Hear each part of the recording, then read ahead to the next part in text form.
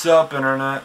After ringing in the new year with a 4-game win streak, the Leafs come crashing back down to earth with 2 straight losses. Not only that, but with those 2 losses, the Leafs find themselves out of the playoffs. Remember what I said last time about being out of the playoffs at the halfway point? Well, we beat it! By 3 games.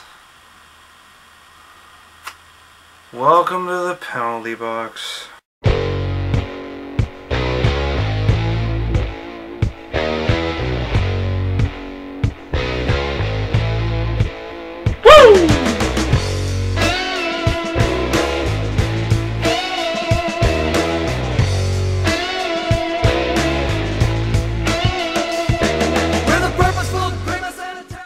Alright, let's get things going here. The Leafs win their only game of the week Tuesday in a shutout against the Buffalo Sabres 2-0.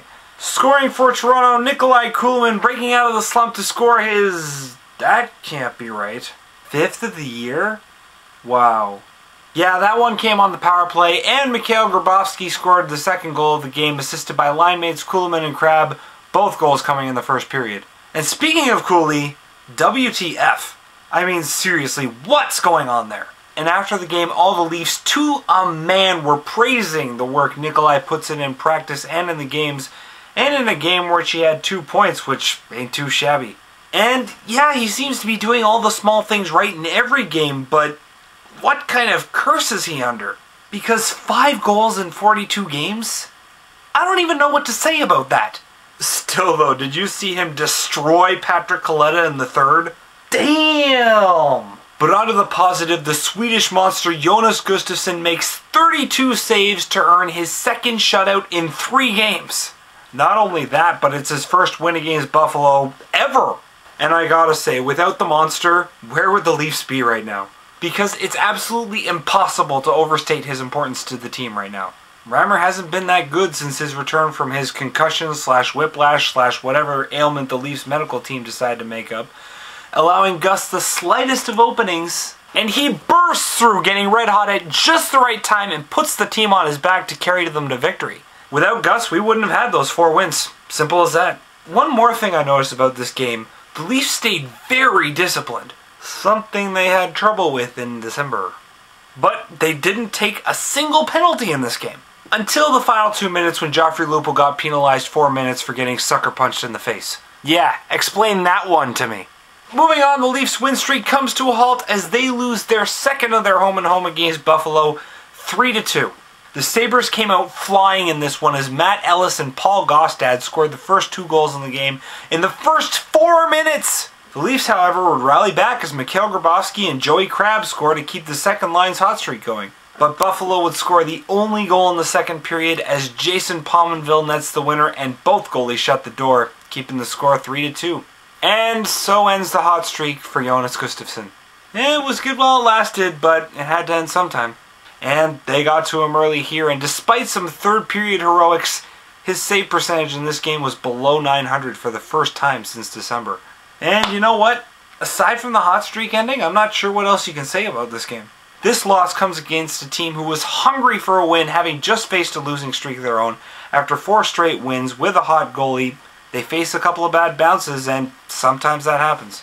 Unfortunately, the day after that game, the Leafs lose their 2nd in a row in a painful way via shutout against the New York Rangers. Scoring for the Rangers, Mike Rupp, Brian Boyle, and Derek Stepan. More commonly known as those 3 guys you've never heard of before.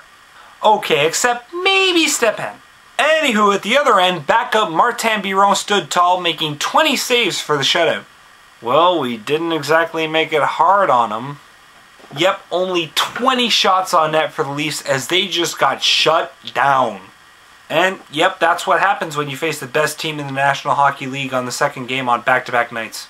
The Leafs just came out flat, and even though they didn't blame that on their 2nd of their back-to-back nights, come on.